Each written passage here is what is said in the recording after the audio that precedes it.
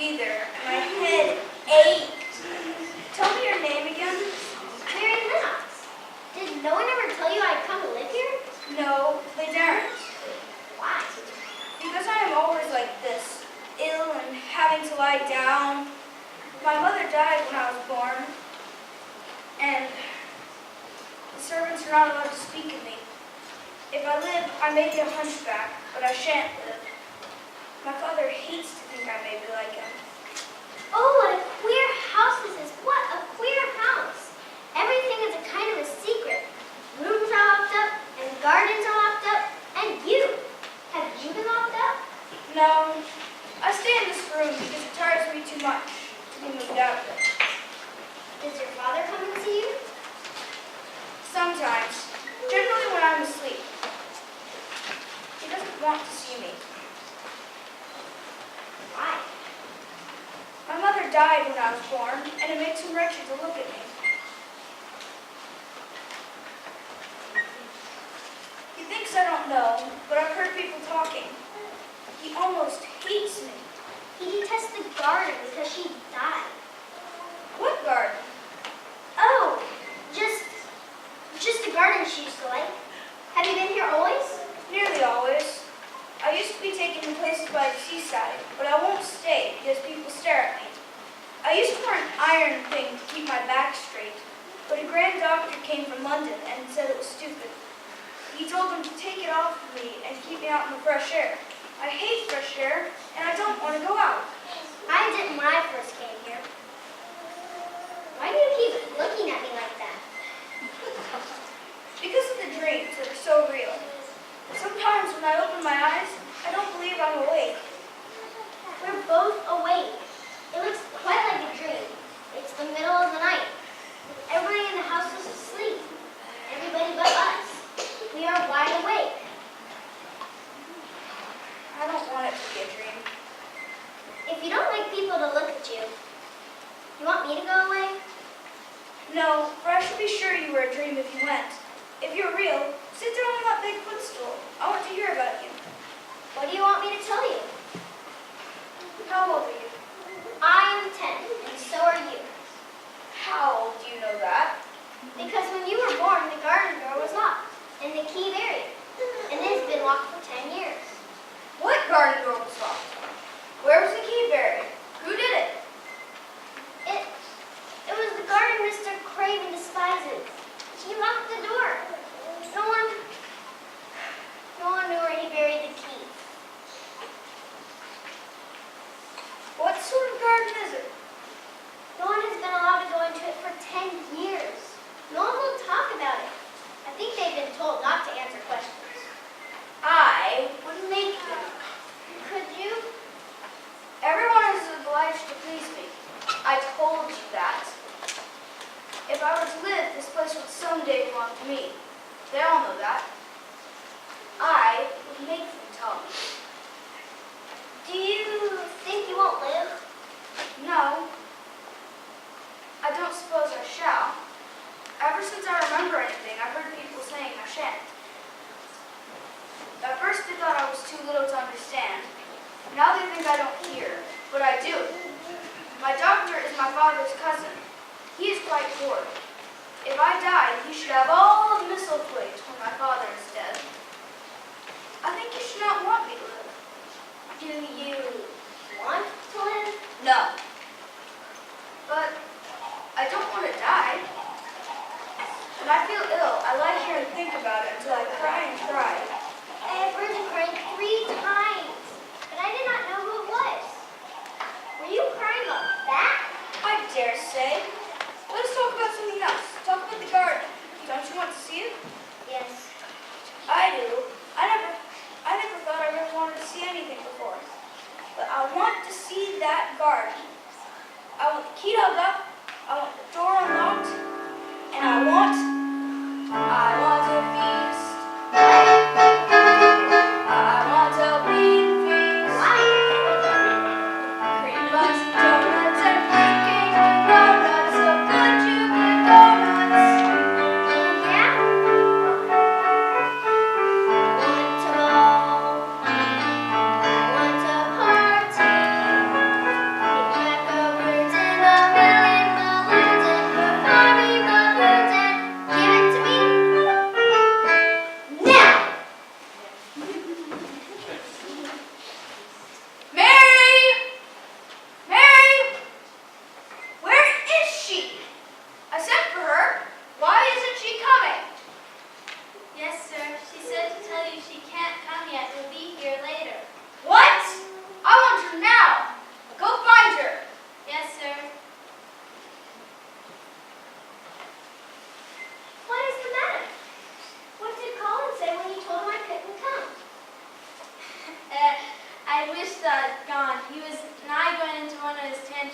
been nice to do all afternoon to keep quiet. We watched the clock all the time.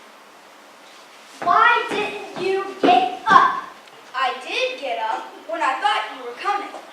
I made them put me back in bed this afternoon. My back ached and my head ached and I was tired. Why didn't you come? I was working in the garden with Dickon. I won't let that boy come here if you go and see him instead of coming to stay with me. If you send Dickon away, I'll never come into this room again. You'll have to if I want you to. I won't. I shall make you. They will drag you in. Shall they, Mr. Raja? They may drag me in, but they can't make me talk when they get me here. I'll sit and clench my teeth and never tell you one thing. I won't even look at you. I'll stare at the floor. You are a selfish thing. What are you? Selfish people always say that. Anyone is selfish who doesn't do what they want. The more selfish than I am. You're as selfish as I ever saw. I am not. All I want the world.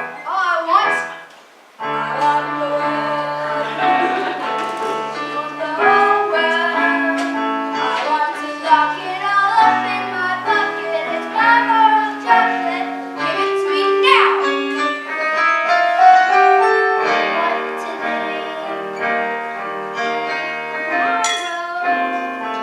What to wear on my braids and my hair, and I don't want to share them.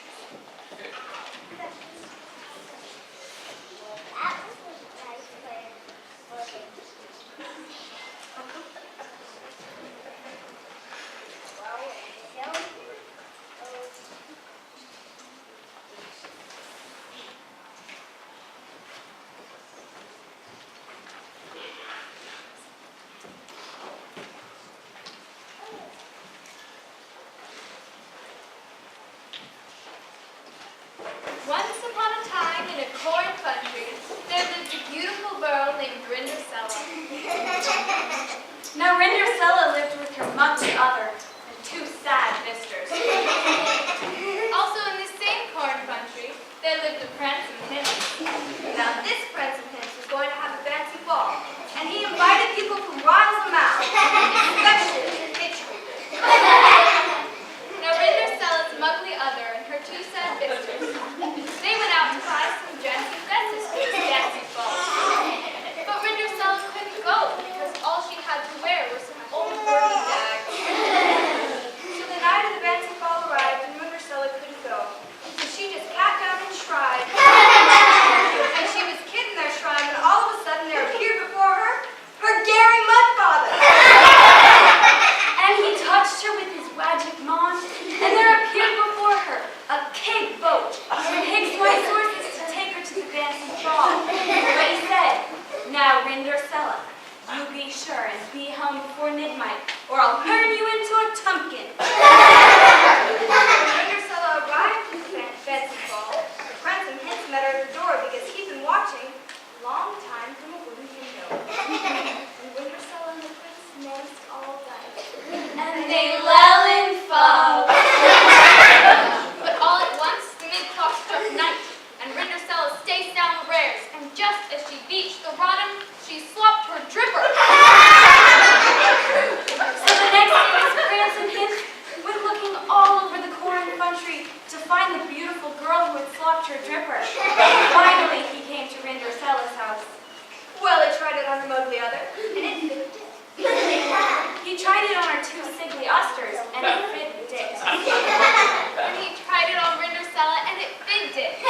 It was exactly the sight rise. So they got married and lived happily after halfwards. Now the story of the story is this. If you go to a bouncy ball and you want a prince and hints to lull and folk with you, don't forget to slop your dripper.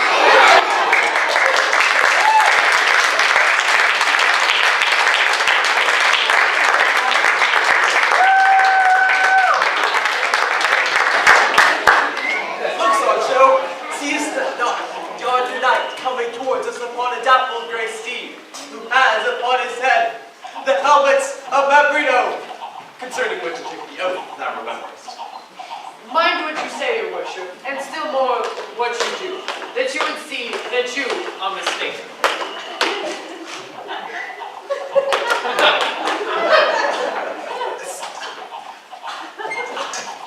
How can I be mistaken in what I say, unbelieving traitor?